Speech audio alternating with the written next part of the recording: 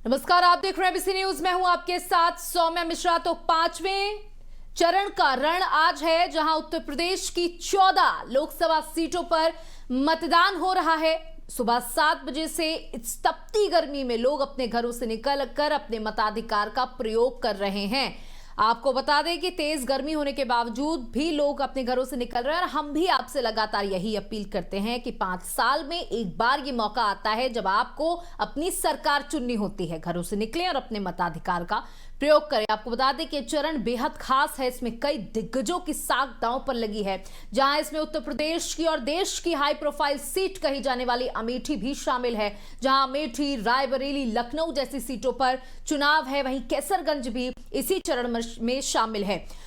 तो इस पर लगातार हम चर्चा करेंगे। उससे पहले आपको बता देते हैं कि मतदान प्रतिशत की जानकारी दे दें, जहां अमेठी में अभी 38.21% तक मतदान संपन्न हो चुका है। साथ ही बांदा में 40.20% तक मतदान हो चुका है। इसी तरीके से अभी तक की अगर 3 बजे तक की बात करें तो तकरीबन 40 से 45 के बीच में मतदान प्रतिशत पहुंच चुका है और अनुमान लगाया जा रहा है कि ये मतदान प्रतिशत शाम होते होते और बढ़ेगा। हम आज बात करेंगे उत्तर प्रदेश की 14 लोकसभा सीटों की, जहां 2019 में अगर बात करें तो 13 सीटें बीजेपी के खाते में थी, लेकिन इस बार कहीं ना कहीं बीजेपी के लिए मुश्किलें हैं और उतनी राह आसान नहीं दिखाई दे रही है। जहां 2 लड़कों की जोड़ी राहुल और अखिलेश यादव साथ में है और ये गठबंधन कितना कमाल दिखा पाएगा ये तो 4 जून को ही पता चलेगा। इसी मुद्दे पर आज हम चर्चा करने के लिए हमारे साथ हमारे मेहमान जुड़े हुए हैं। अजय यादव जी समाजवादी पार्टी से हैं, राजेश द्विवेदी जी बीजेपी से हैं, प्रमोद जी कांग्रेस से हैं। आप तीनों का सर बहुत बहुत स्वागत है हमारे साथ जुड़ने के लिए। तो सबसे पहले राजेश जी आपके पास आना चाहूंगी। 14 लोकसभा सीटें हैं, 13 आपके पास थी पिछली बार। क्या लग रहा है कि इस चरण में कितनी सीटें आप लोग ले जाएंगे? भारत माता की जय। और बहुत ही अच्छा जो है प्रश्न आपने किया है कि 13 लोकसभा सीटें जो है भारतीय जनता पार्टी के पिछली बार में थी। इस बार हम 14 की 14 सीटें जो है लोकसभा का चुनाव जीत करके और भारत के यशस्वी प्रधानमंत्री माननीय श्री नरेंद्र मोदी जी के नेतृत्व में डालेंगे झोली। जिस 14 सीटों की अगर आप बात कर रहे हैं तो उसमें जो एक सीट थी जो आपके पास नहीं आ पाई थी जब आपकी लहर चल रही थी, जब भी मोदी की लहर चल रही थी, रायबरेली सीट आप नहीं अपने खाते में ला पाए थे। इस बार हमने देखा कि किस तरीके से पूरा गांधी परिवार, चाहे वो सोनिया गांधी हो, चाहे वो प्रियंका वाड्रा हो, चाहे वो राहुल गांधी, और उनके साथ अखिलेश यादव भी मौजूद हैं। और हमने जन हुजूम देखा, लोगों की दीवानगी भी देखी उनके लिए। और कहीं ना कहीं जब हम फील्ड पर थे तो हमने लोगों से बातचीत की और उन्होंने कहा कि ये एक ऐसी सीट है जो एक परिवार की वजह से जानी जाती है, तो हम उसे मजबूत रखेंगे। तो इसको कैसे हिला पाएंगे? लग रहा है कि इस बार आपके खाते में वो आएगी। देखिए, भारत के यशस्वी प्रधानमंत्री ने जिस प्रकार पूरे भारत देश में सर्व जातियों के लिए विकास किया है और रोड का एक मैप और विकास का एक राष्ट्रवाद के लिए कार्य किया है, उस राष्ट्रवाद के दायरे को मजबूत करने के लिए रायबरेली की जनता जो है काफी खुशहाल दिख रही है। और इससे राष्ट्रवाद के नारे से, विकासवाद के नारे से हम रायबरेली भी चुनाव जीतने में कामयाब होंगे। चलिए ठीक है। हमारे साथ प्रमोद जी भी कांग्रेस से जुड़े हुए हैं। प्रमोद जी देखिए, अभी आपने सुना कि राजेश जी ने कहा कि राष्ट्रवाद पर बात होगी, राम मंदिर पर बात होगी और इसी मुद्दों को ध्यान में रखते हुए जनता उनके लिए वोट करेगी। क्या लगता है कि रायबरेली में एक बार फिर से आप इतिहास दोहराएंगे या अमेठी की तरह इतिहास बदल जाएगा?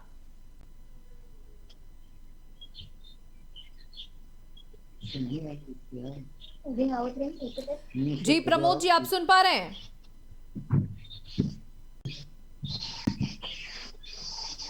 प्रमोद जी तक हमारी आवाज नहीं पहुंच रही है। अजय यादव जी, आपसे बात करने की कोशिश करूं। अगर इस चरण में बात की जाए तो 2 सीटें हैं, जो 2 से 3 सीटें हैं जो कांग्रेस के खाते में, बाकी आप उस पे चुनाव लड़ रहे हैं। रायबरेली की सीट की और अमेठी सीट की सबसे पहले चर्चा हो रही है।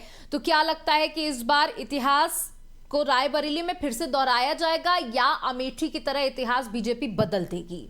आपकी आवाज नहीं आ रही।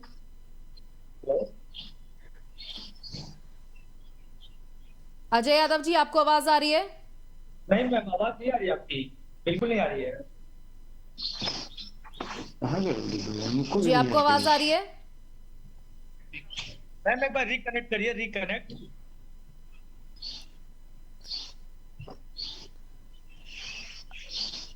प्रमोद जी, आप तक आवाज पहुंच रही है? नहीं पहुंच रही मैम, मेरी तो बुराई। सर, तो आपको बता दें कि उत्तर प्रदेश की 14 लोकसभा सीटों पर मतदान चल रहा है और अमेठी में मतदाताओं की संख्या की जानकारी ग्राफिक्स के माध्यम से आपको दे रहे हैं, जहां गोंडा की भी संख्या की ग्राफिक्स के जरिए आपको जानकारी मिल रही है।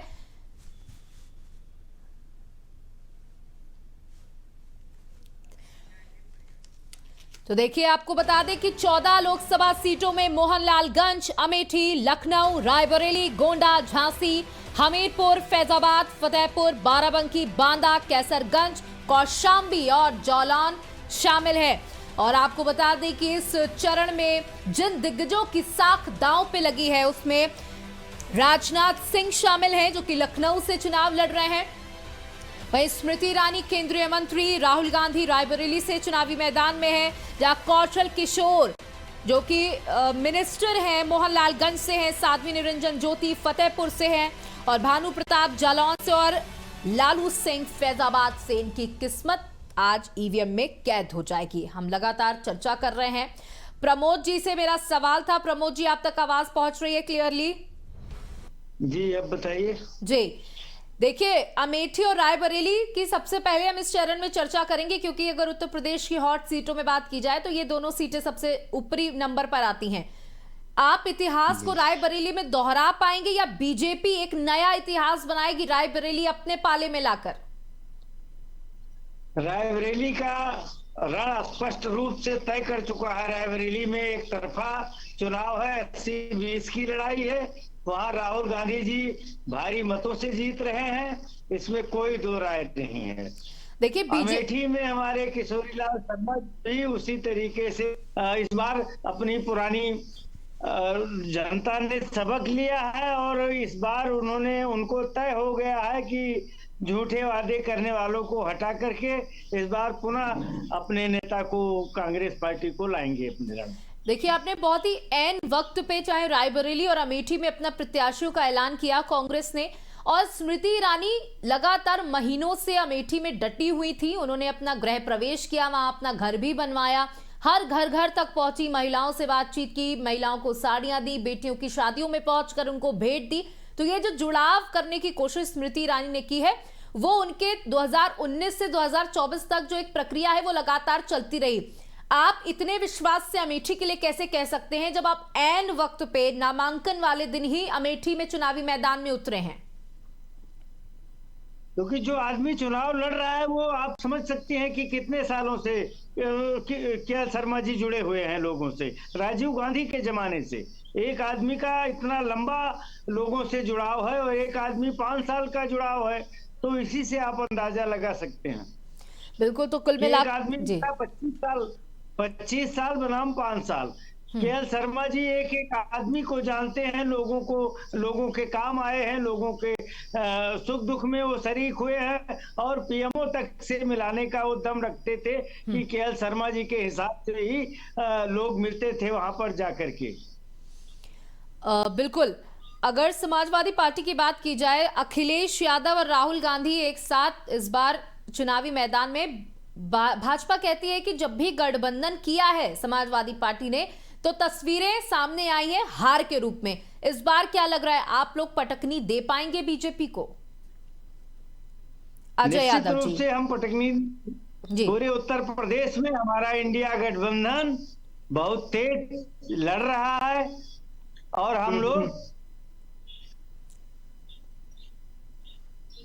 अपने नेताओं के साथ पूरी मेहनत से डटे हुए हैं और निश्चित रूप से इंडिया गठबंधन सफल होगा और झूठे वादे करने वालों की करारी हार होगी। ठीक है। अजय यादव जी, अगर मैं आपसे सवाल करूं कि ये जो गठबंधन आप लोगों ने किया है ये कितना सफल होने वाला है? मान भी लेते हैं कि अगर आप जीत जाते हैं और आप बीजेपी को पटकनी दे देते हैं तो आपका प्रधानमंत्री कौन होगा? अभी तो अखिलेश यादव ने इससे टाल मटोल कर दिया, जवाब भी नहीं दिया है। मैम देखिए, दूल्हे का चेहरा हमारे पास बहुत है, परेशान वो हो जिसके पास एक चेहरा है। हमारे पास बहुत से काबिल पढ़े लिखे प्रधानमंत्री चेहरा है, जैसे राहुल गांधी जी हैं, अखिलेश यादव जी हैं, केजरीवाल जी हैं, बहुत से हमारे पास चेहरे हैं। आप जिसको कहिए हम उसको प्रधानमंत्री का चेहरा फेस कर सकते हैं। परेशान वो हो जिसको पास सिर्फ वन मैन आर्मी बन के काम करना चाहता है, अपने प्रधानमंत्री चेहरे को बाइकाट करता जा रहा है। मैं नाम किसी के यहाँ पे नहीं लूंगा। सिर्फ आप भारतीय जनता पार्टी का देखें तो केवल एक ही दूल्हा है, वो भी बहुत आगे पढ़े लिखे भारतीय जनता पार्टी प्रधानमंत्री चेहरा है, लेकिन एक शख्स खुद को प्रधानमंत्री घोषित आजीवन करना चाहता है। हमारे पास तो बहुत प्रधानमंत्री चेहरा है, चाहे आप अखिलेश यादव देख लीजिए, चाहे राहुल गांधी देख लीजिए, चाहे केजरीवाल देख लीजिए, चाहे ममता देख लीजिए, चाहे जिसको भी देख लीजिए, हमारे पास प्रधानमंत्री चेहरा बहुत है। पहले हम हमारा फोकस इतने सारे चेहरे आपने गिना दिए, सामंजस्य बैठा पाएंगे इतने सारे चेहरों के बीच में? देखिए अभी तो हमारा सिर्फ फोकस सिर्फ ज्यादा सीट लाना है, पूरा पूर्ण बहुमत में अपनी सरकार बनाना है। अभी हम फोकस इस पर चल रहा है। रही बात प्रधानमंत्री चेहरे की, जैसे हम गठबंधन बैठ बना ली वैसे प्रधानमंत्री चेहरा में घूम लेंगे, इसमें हमें बहुत मुश्किल नहीं होगी। राजेश द्विवेदी जी, देखिए विपक्ष कह रहा है कि जो 2014-2019 में मुद्दे थे और जो लहर थी मोदी की चेहरे की, वो इस बार नदारत है, ऐसी कोई लहर नहीं है। अब मोदी को लोग देख देख के कहीं ना कहीं परेशान हो गए और आपके पास मोदी के अलावा कोई है नहीं। तो इस बार जो आपकी स्ट्रैटेजी थी वो कहीं ना कहीं हर चरण फेल होती नजर आ रही है। ठीक है, अरे मिश्रा जी, मैं आपसे बताना चाहता हूं कि भारत देश की जनता ने जो है खूब अच्छी तरीके से मोदी के उसमें सबक लिया है और मोदी पे विश्वास किया है। मोदी जी के विश्वास ना किया होता तो आज ये गठबंधन जो इंडिया अपने आप में अलायंस करने का काम किया है, तो सपा बसपा मिलकर के नहीं लड़ने के काम करती। जो मोदी को हटाने के लिए इन लोगों का एक गठबंधन हुआ है, यह गठबंधन फेल होगा। जनता का जो गठबंधन मोदी से है वो मोदी पास होंगे। क्योंकि मोदी जी इसलिए पास होंगे कि देखिए इनका एक नारा है पीडीए, यानी इनका मतलब पीडीए का मतलब हो गया पिछड़ा, दलित और अल्पसंख्यक, लेकिन उल्टा इनका नारा है। पीडीए का जो सौभाग्यता है वो भारत के यशस्वी प्रधानमंत्री पिछड़े और दलित और अल्पसंख्यक के लिए काम करते हैं, जो भारत देश में निवास करते हैं। सबका साथ, सबका विकास, सबके सम्मान की बात होती है। इनका तो सिर्फ जो है जब पाकिस्तान का नारा लगता है तो ये खुश होते हैं, क्योंकि पी से पाकिस्तान, डी से दाऊद, आ से आतंकवाद। यानी जब समाजवादी पार्टी की सरकार थी मैडम, तो आतंक का इनका हर जगह साया होता था। जनता घबराई हुई थी कि कब कहां बम ब्लास्ट हो जाए, कब कहां क्या हो जाए, कोई वो नहीं थी। आज भारत देश की जनता मोदी जी के ऊपर यदि विश्वास करके कमल के फूल पर बटन दबाया, तो वो बटन दबने के बाद में आज जो राहुल गांधी जी कहते थे कि 370 धारा हटाने पे खून की नदियां बहेंगी, आज 370 धारा भी हटा, आज राम मंदिर भी बना और राज्य के सीमाओं पर खड़े होकर के सैनिक का परिवार हमारे भारत देश की सुरक्षा करने की व्यवस्था में लगे हुए हैं। इनका तो एक ही काम था समाजवादियों का कि जिस गाड़ी में बैठा हो, जिस गाड़ी में लगा हो सपा का झंडा, उसमें बैठा हो पार्टी का गुंडा। तो हमारे भारत देश की जनता जो है, उत्तर प्रदेश की जनता, इनसे निजात पाने के लिए जिस प्रकार पिछली बार लोकसभा में 13 सीट चुनाव जिता करके जो है भेजने का काम की थी, इस बार जो 14 सीटों पे आज चुनाव हो रहा है, इसमें 14 का 14 सीट भारतीय जनता पार्टी के बिल्कुल राजेश जी, हम आपके पास वापस है। आएंगे। इस बीच हमारे पास बड़ी खबर आ रही है कौशाम्बी से। वो जनता को बता दें जहां दलित समाज के लोगों पर हमला हुआ है कौशाम्बी से। ये बड़ी खबर आपको बता दें, जब बीजेपी को वोट ना करने पर मारपीट की गई है। दलित समाज के लोगों के साथ मारपीट का मामला सामने आया है और भाजपा कार्यकर्ताओं ने घर में घुसकर उनको पीटा है। ये जानकारी सामने निकल करके आ रही है कौशाम्बी से, आपको बता रहे हैं, जहां पर मारपीट का वीडियो सीसीटीवी कैमरे में कैद हो गया है। और हम आपको जल्दी ही वीडियो भी दिखाएंगे जहां सपा प्रत्याशी ने चुनाव आयोग से इसकी शिकायत भी की है। हालांकि किसी भी तरीके की कोई भी अराजकता न फैले उसके लिए पुलिस मुस्तैद है। वहीं कौशाम्बी से खबर आ रही है, तस्वीरें आपकी टेलीविजन स्क्रीन पर हम दिखा रहे हैं। आप देख सकते हैं कि आरोप ये लगाया जा रहा है कि ये दलित समाज के जो लोग हैं ये अपने घर में हैं और कुछ बीजेपी के कार्यकर्ता जबरन उनके घर में घुसते हैं और उनके साथ मारपीट करने की कोशिश करते हैं। और आरोप ये लगाया गया है कि बीजेपी को वोट ना करने की वजह से इनके साथ मारपीट की जा रही है। और चुपचाप किसी ने, आपको बता दें, सीसीटीवी उनके घर पर लगा हुआ था, जिस सीसीटीवी कैमरे में ये पूरी घटना जो है रिकॉर्ड हो गई है। आप तस्वीरों में महिलाओं को भी देख रहे हैं, महिला के हाथ में बच्चा भी है। उसके बाद भी जो अराजक तत्व हैं वो जबरन उनके घर में घुसकर उनके साथ मारपीट करने की कोशिश कर रहे हैं। और आरोप ये लगाया जा रहा है कि भाजपा के कुछ कार्यकर्ता हैं जो कि इस बात से नाराज हैं कि उन्होंने बीजेपी को वोट नहीं किया, इस वजह से उनके साथ मारपीट और अराजकता की जा रही है। कौशाम्बी से दलित समाज के लोगों का आरोप।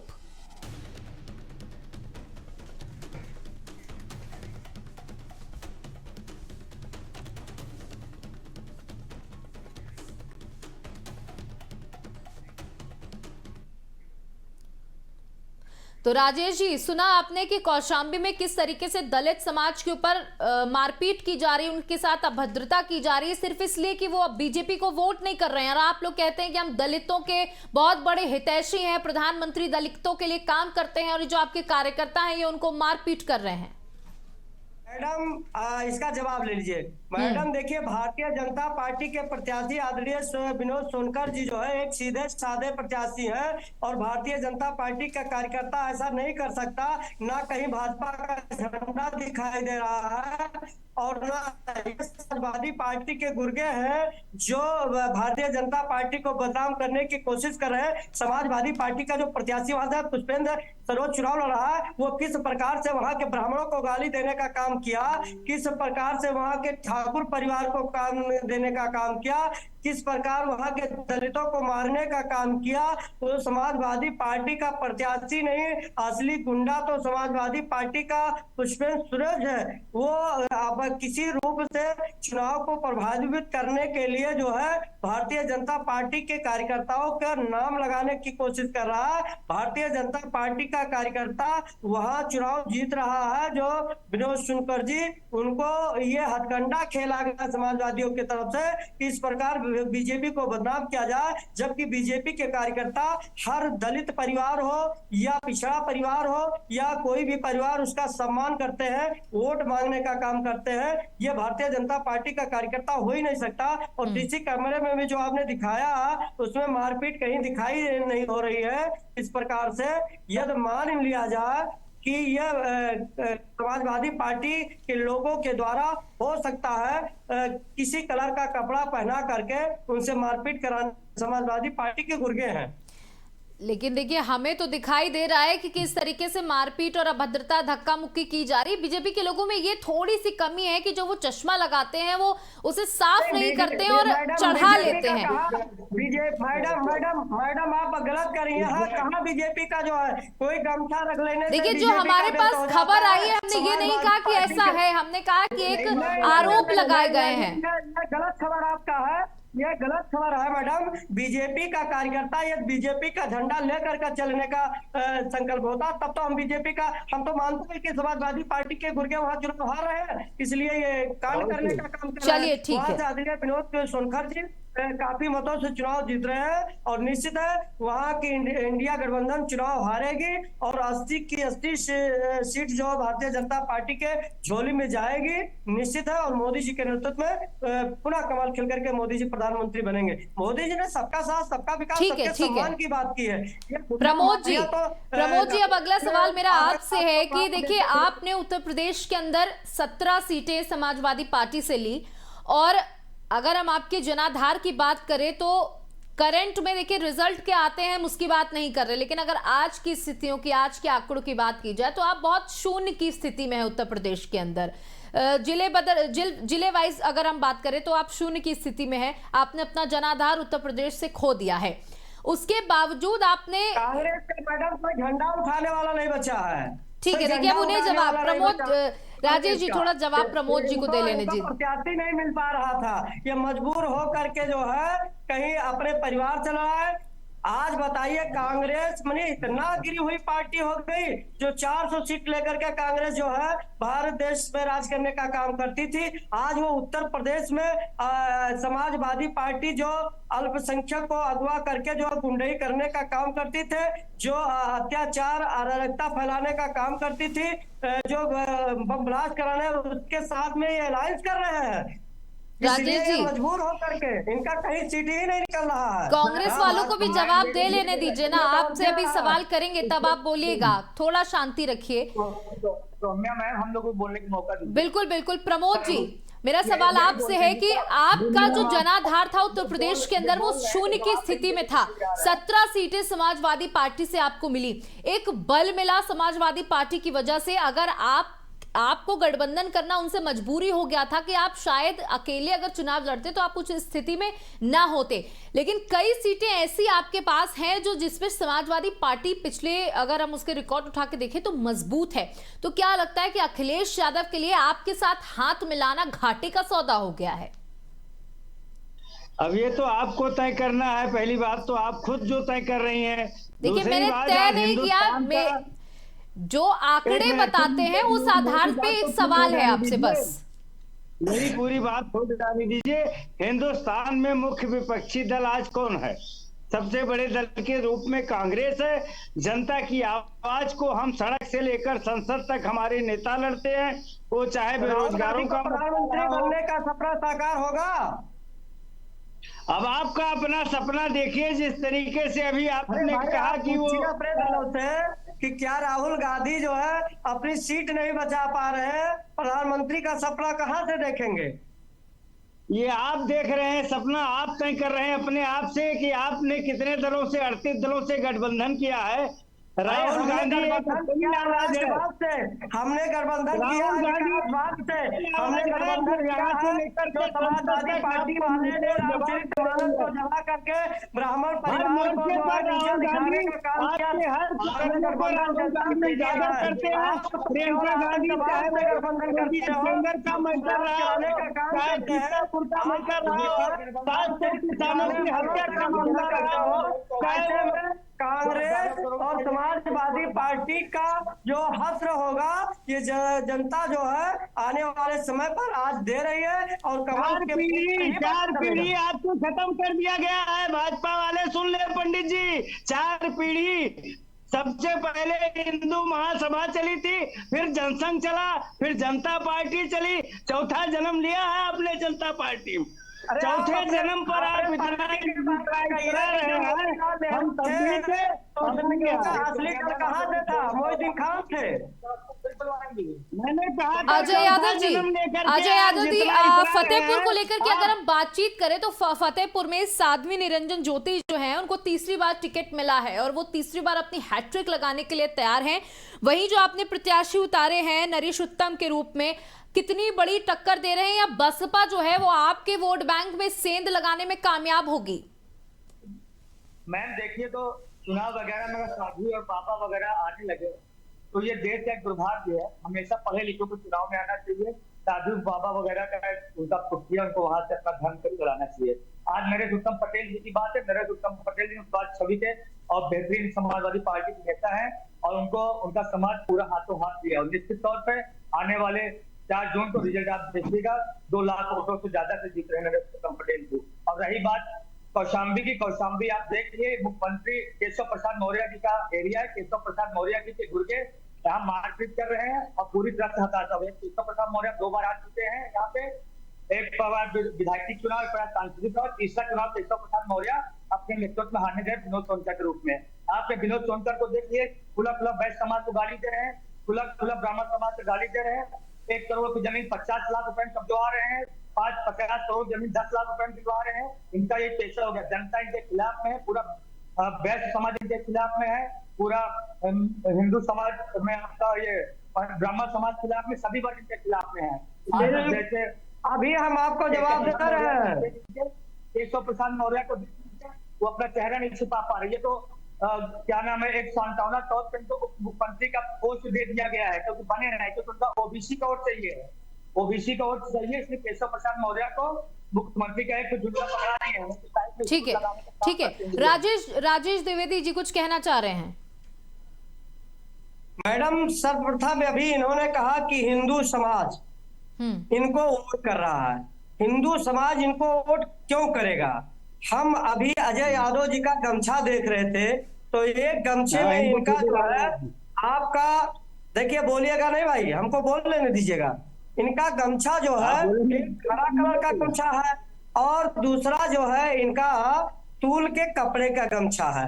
अब इसी में आप अंदाजा लगा लीजिए, तूल के कपड़े पे जिनके ऊपर ये विश्वास करते हैं, जो इनके वोटर है, जो कसाई लोग हैं, उस तूल के कपड़े के मुर्गा मुर्गी इत्यादि आदि काटने का काम करते हैं।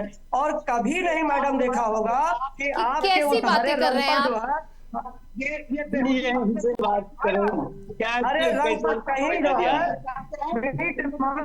नहीं काटा जाता।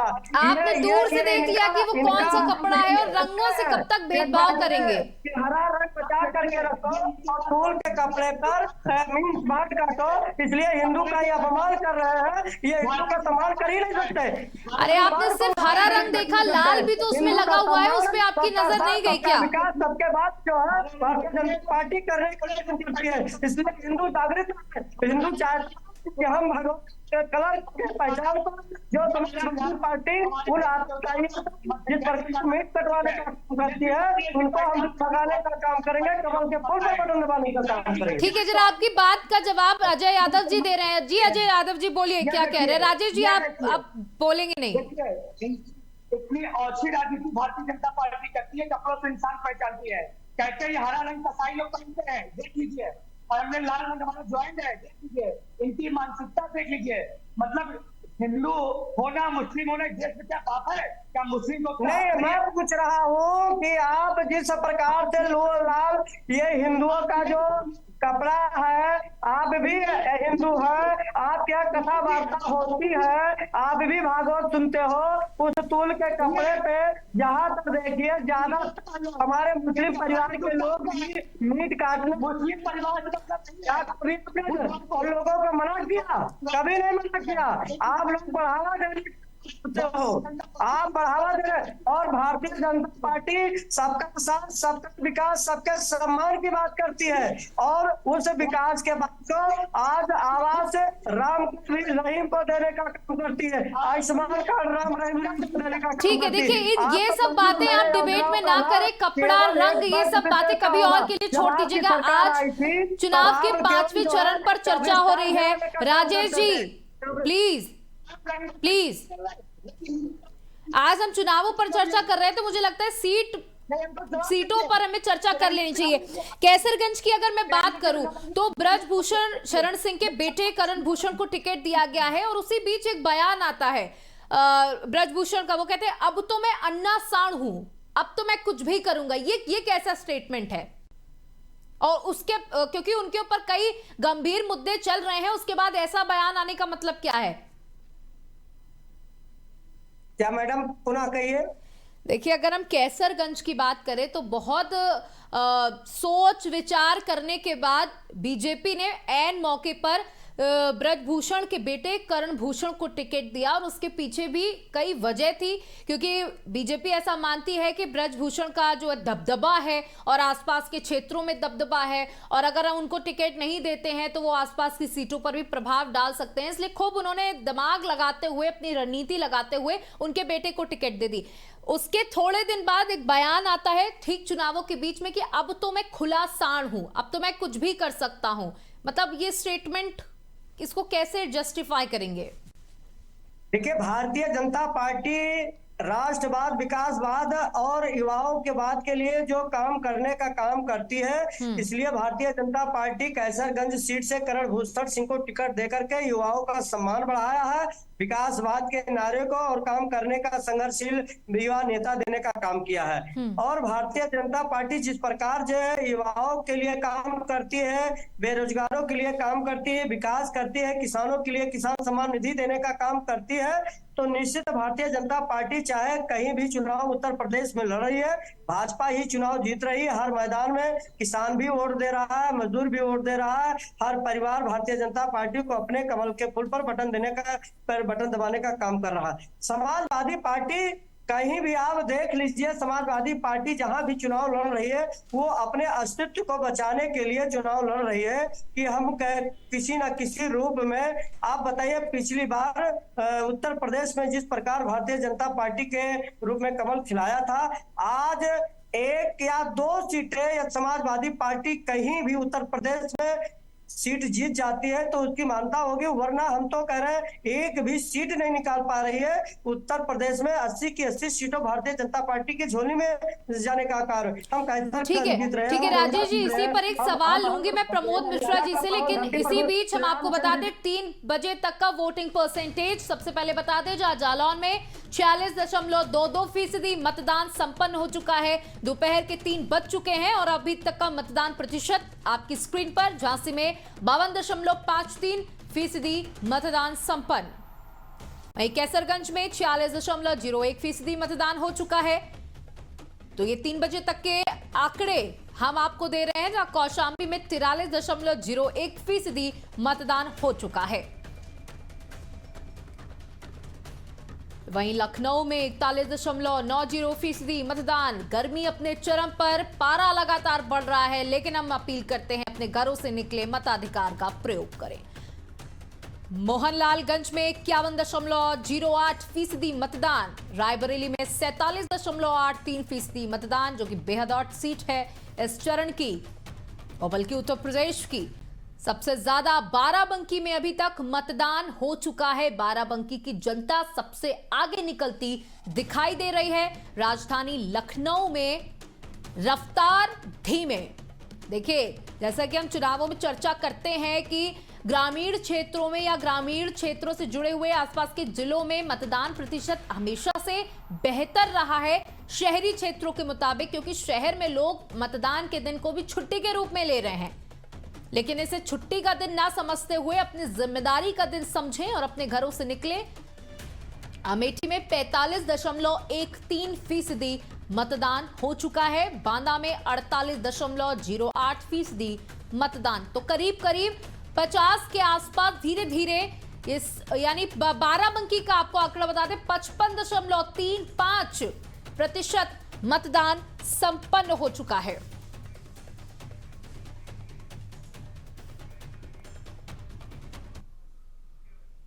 हम वापस से अपनी चर्चा पे आते हैं। मेरा सवाल प्रमोद जी से था। प्रमोद जी, देखिए, बाराबंकी में और झांसी में भी आप लड़ रहे हैं। कहीं ना कहीं अगर हम झांसी की स्थितियों की बात की जाए तो समाजवादी पार्टी आपसे बेहतर स्थिति में थी, लेकिन फिर भी आपको सीट मिली है और समाजवादी पार्टी अखिलेश यादव आपके साथ मिलकर के आपके प्रत्याशी को जिता रहे हैं। क्या लगता है कि क्योंकि सांसद बीजेपी का है झांसी में, और झांसी में लोग बीजेपी को पसंद भी कर रहे हैं, वहां के काम को भी पसंद कर रहे हैं, किस तरीके से आप लोगों ने पूरी रणनीति बनाई कि इस 15 सीटों में एक अच्छी पकड़ बनानी है? देखिए मैम, मैं जो कहना चाहता हूँ, अभी द्विवेदी जी ने हमारे जिस तरीके से बात की कि सरकार ने किसानों के लिए किया, बेरोजगारों के लिए किया, आज प्रदेश का, देश का हर एक आदमी दुखी है। अभी आपने नौजवानों के लिए जो किया, अग्निवीर की भर्ती दिया, 4 साल। राजेश जी प्लीज आप बीच में ना बोले, उनको अपनी बात कंप्लीट कर लेने दें, फिर आप बोलिएगा। आप शांत रहेंगे, दूसरे को भी बोलने देंगे? नहीं बोलने देंगे। आप अपनी बात का जवाब तो ले लीजिए। अभी तो आप सबके लिए सब कुछ कर रहे थे। आपने बेरोजगारों के लिए क्या किया? अभी भर्ती हुई पुलिस की, पर्चा आउट किया, गुजरातियों ने पर्चा आउट किया, नौजवान नहीं देख रहा है। 700 किसानों की मौत को कौन जिम्मेदार है? एमएसपी की गारंटी देने का वादा करके किसानों से आपने झूठ बोला। आपने श्रमिकों को क्या दिया? जो सरकार ने ना किसानों के लिए कुछ किया, ना बेरोजगारों के लिए पर्चा आउट किया, जिसने श्रमिकों के 15 रुपए से साल में मजदूरी बढ़ाई। मिश्रा जी जवाब दीजिए, किसान सम्मान निधि पा रहे हैं कि नहीं पा रहे हैं? तो मैंने 750 किसानों की मौत का जवाब कौन देगा? कील काटा किस किसान के सम्मान रास्ते निधि में? आपको मिल रहा है कि नहीं मिल रहा है? अरे कितना किसान सम्मान दे रहे हैं भाई आप हमको ये टीवी, बताइए। आप चैनल पर बैठे हैं, आप बताइए ना। 50 किलो की अजय यादव जी आपका पैसा जा रहा है कि नहीं पा रहा है? आयुष्मान कार्ड आपका बना है कि नहीं बना है? जरा आप बताएं। किसानों की जान से कमाल ज्यादा आप है। बताइए, मोदी सबकी योजनाएं हैं। मैं क्या पूछ रहा योजनाएं हूं, हैं? मैंने आपसे जो पूछा उस पर कि आपको किसान सम्मान निधि मिला कि नहीं? आपके घर में मैं आपसे शौचालय पूछ बना रहा कि नहीं हूं कि बना? जो आपको राशन कार्ड मिला कि नहीं मिला? आपको किसान सम्मान निधि क्या नाम है, उसके बाद आयुष्मान कार्ड बना कि नहीं बना? तो वही तो मैं पूछ रहा हूँ, जवाब दीजिए ना। ले आप, मैं आपसे पूछ रहा हूँ कि ले आप उसका सारे आप कर रहे हो। अरे जवाब आप दीजिए। 100 स्मार्ट सिटी का क्या हुआ? अरे 2 आपके करोड़ पास जवाब नहीं नौकरियों का क्या है। हुआ? आपके पास तो ये स्मार्ट स्मार्ट सिटी वाली में कोई तैयार हुई? किसियों के पास कोई जवाब है नहीं। योजनाओं का अरे लाभ आपको- पहले लेते हैं, योजनाओं का लाभ हम लोग ही लेते मैंने हैं। आपसे पूछा जो आपके पिछले वादे थे वो कहाँ गए? जो आपके पिछले वादे थे उसमें बताइए क्या किया आपने? तो स्मार्ट सिटी में कौन सी मोदी जी ने जिस प्रकार से पूरे देश के हर परिवार के लिए सबका साथ सबका विकास सबके लिए काम किया, ना हिंदू किया ना मुसलमान किया, सब जातियों के लिए काम करने का काम किया। आपकी सरकार में, आपके सरकार में बनाने का हर साल वादा किया था। ठीक है, ये बताइए राजेश जी, झारखंड में खाते में देने की बात कांग्रेस के नेता लोग पकड़े गए हैं। आप लोग आपस में लड़ लीजिए तो फिर सवाल कैसे सुनेंगे? सौम्या मैम एक बात में बोलने लगी। जी अजय यादव जी बोलिए। राजेश जी प्लीज, आप जब आपसे सवाल लें अब तब जवाब दीजिए। मेरा सवाल राजेश द्विवेदी जी से है। उन्होंने बोला सबका साथ सबका विकास। आप यही कह रहे हैं ना? तो पहले मैं बोलने दीजिए फिर जवाब दीजिए ना राजेश द्विवेदी जी। आज सबके साथ सबके विकास की बात कर रहे हैं। अभी कन्नौज में माननीय अखिलेश यादव जी एक मंदिर पे पूजा पाठ कर रहे हैं भारतीय जनता पार्टी के द्वारा। वो पूरा मंदिर परिसर को गंगा जल से धोया गया। ये कैसा? राम भक्तों के ऊपर गोलियां चलाने वाले यदि पूजा पाठ करते हैं तो पहले जाकर के राम मंदिर के उस पावन धरती से प्रभु राम से क्षमा मांगे। प्रभु राम से क्षमा पुलवामा में बम लगवाए, यहाँ तो सारी दीवारें हमारे राम भक्तों के ऊपर गोलियां चलवाने का काम किए थे। राम मंदिर हम नहीं बनने देना चाहते थे, हम किसी विश्वास नहीं बनने देना चाहते थे। हमारी सब सरकार थी तो हम कब्रिस्तान बनने का काम करते थे। ठीक है राजेश जी रुक जाइए। ठीक है अजय यादव जी आपने सवाल कर लिया, मेरा सवाल सुने। राजेश द्विवेदी जी कंप्लीट कर लें। जी बताएं। मैं इन्होंने बोला 7 पेपर गोली चलवाने की है, तो मैं इनसे बहुत सीधा जवाब चाहता हूँ। जब माननीय मुलायम सिंह यादव जी जिंदा थे, अब मामला कोर्ट में था और केंद्र में आपकी सरकार थी, उत्तर प्रदेश में आपकी सरकार थी, तो अगर वो दोषी थे तो आपने उनको सजा के लिए आपकी सरकार में इतना दंगा हुआ, कभी क्या मुसलमानों के ऊपर आपने गोलियां चलवाई? आप आजमगढ़ पे दंगा देख लीजिए, मेरठ का दंगा देख लीजिए, मुजफ्फरपुर का दंगा देख लीजिए, बनारस का दंगा देख लीजिए, बमला का करवाया। आप तो आतंकवादियों के समर्थन करके कहते थे कि इनको छोड़ दिया जाए। कई ऐसे आतंकवादियों का जो समर्थन आपने काम किया। आज आप बताए अपराधियों को टिकट देने का काम करते थे, आप कौशाम्बी में कितना टिकट दिया है, कितना है आप बताएंगे? आज तो अपराधी को टिकट देने का काम करते हैं तो जनता को वोट देगी। जनता जानती है। राजेश द्विवेदी जी एक सवाल का जवाब दीजिए। देखिए पहले चरण में जब चुनावों की तारीखें आई तब आपके मुद्दे कुछ और थे। पहले चरण का मतदान हुआ, उसके बाद जैसे मतदान प्रतिशत सामने आया आपके उत्तर प्रदेश के अंदर मुद्दे बदल गए, जनसभाओं से आपके मुद्दे बदल गए। फिर 5वें चरण पर आते आते आप पाकिस्तान को ले ही आए। आपने शुरुआत पाकिस्तान से नहीं की थी, आपने शुरुआत हिंदू मुसलमान से नहीं की थी, लेकिन जब आपको नजर आया कि आपकी कुछ स्थिति डामाडोल हो रही है तब आप ऐसे मुद्दे ले आए। तो क्या आप अपने विकास के मुद्दे पर जीत नहीं सकते हैं? ये खुश होते हैं, पाकिस्तान का नारा लगता है तो ये खुश होते हैं। पी से पाकिस्तान, डी से दाऊद, ए से अल्पसंख्यक नहीं है। पाकिस्तान दाऊद और खुश होते हैं। बताइए इनके सरकारों में बदलाव होता था, इन्हीं के सरकारों में आतंकवाद को बढ़ावा मिला। जिम्बी के संगठन आजमगढ़ में पनप रहे थे, मुलायम सिंह ने छुड़वाने का काम किया था। मित्रों ये बताइए कि आप लगातार मुसलमानों का जिक्र कर रहे हैं, चाहे वो हरा रंग देख करके या जो कपड़ा है उसका टेक्सचर देख करके आप मुसलमानों की बात करते हैं, फिर आप ये क्यों कहते हैं कि पसमानदा मुसलमान की चिंता हम कर रहे हैं, वो हमारे साथ है? तो ये दो तरफा बातचीत कब तक करेंगे आप लोग? आज पिछड़े परिवार को मंत्री का दर्जा, मोहनलाल यादव जी को मुख्यमंत्री का दर्जा पिछड़े के लिए, तो वो काम करते हैं। दलित के सम्मान में मोदी जी करने का काम करते हैं, और पूरे भारत देश के सबका साथ सबके विकास का सम्मान असली तो मोदी जी करने का सबका मुसलमान का क्या बात करते हैं? दंगा के आपकी सरकार में गौरी छात्रा जो ब्राह्मण परिवार की बेटी थी, आप उठा करके इतिहास देख लीजिए।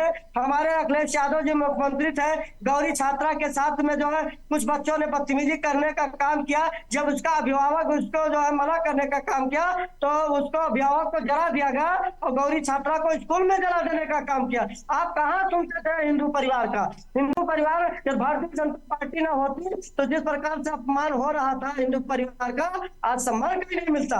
हिंदू परिवार को सम्मान देने का काम किया तो हमारे उत्तर प्रदेश के मुख्यमंत्री योगी जी ने देने का काम किया, और भारत के सचिव प्रधानमंत्री माननीय मोदी जी ने देने का काम किया। इसलिए अजय यादव जी और प्रमोद जी, अब मेरे सवाल का जवाब आप दोनों लोग दीजिएगा कि ये जो उत्तर प्रदेश में बीजेपी 80 का लक्ष्य लेकर उतरी है, बीजेपी कहती है इस बार हम 80 में 80 लेकर आएंगे, और आप लोग कहते हैं कि इस बार उत्तर प्रदेश की 80 और बची हुई जो बिहार की हैं 120 सीटें जो टोटल मिलाकर होती हैं, हम सबको वो बिल्कुल बीजेपी को जीतने ही नहीं देंगे। आप क्या मानते हैं कि इस बार आप जब दोनों लोग साथ में, राजेश जी जब आपसे सवाल हो प्लीज तब जवाब दीजिएगा, प्लीज, ऐसे डिस्टर्ब होता है प्लीज। आप बताइए 80 सीटें में कितनी गठबंधन उत्तर प्रदेश में ला सकते हैं सीटें? देखिए अब 80 में 80 मत कह दीजिएगा, लेकिन जो आपको जायज लगती हैं वो बात बताइएगा। अजय यादव जी थोड़ा सा कमेंट आप, प्रमोद जी थोड़ा सा कमेंट आप। कहना चाहता हूँ कि जनता से जो उन्होंने वादा किया था, चाहे वो 100 स्मार्ट सिटी बनाने की बात हो, चाहे एमएसपी की गारंटी देने की बात हो, चाहे वो बेरोजगारों के साथ जो छलावा किया इन्होंने कि पर्चे आउट हो गया। राजेश जी अभी आपके पास आ रहे, तब आप जवाब दीजिएगा प्लीज। नौजवानों में इन्होंने 15 रुपए सिर्फ मनरेगा की मजदूरी बढ़ाई है। आज नौजवान हताश है, किसान परेशान है, उसकी 5 किलो। तो उन सब बातों को लेकर के हर वर्ग, चाहे बेरोजगार हो, चाहे नौजवान हो, चाहे किसान हो, चाहे श्रमिक हो, जो महिलाओं के साथ हाथरस से लेकर के और वहां तक हुआ, वो आपको कुछ बनारस तक, हाथरस से लेकर बनारस तक जो महिला बेटियों के साथ हुआ, उसको लेकर के जिस तरीके से देखिए बहुत सिंपल सा सवाल है और सिंपल तरीके से आंसर करिए। ये बताइए गठबंधन में कितनी सीटें ला रहे हैं, कितनी उम्मीद है? इनसे परेशान है। ठीक है, परेशान है अजय यादव जी, आप बताइए कितनी सीटें ला सकते हैं, क्या अनुमान है आपका? हम 50 से ज्यादा सीटें जीत रहे हैं। ठीक है, एक बात जानिए, आधे से ज्यादा सीटें हमारे पास आ रही हैं। राजेश जी आप 80 में 80 का लक्ष्य लेकर चल रहे हैं तो आप 80 ही बोलेंगे। आप तीनों का हमारे साथ जुड़ने के लिए बहुत बहुत शुक्रिया। और राजेश जी आप बीजेपी में हैं, सरकार में आपकी हैं, लेकिन इतना नहीं बोलना है, जहां दूसरों को भी मौका दीजिए।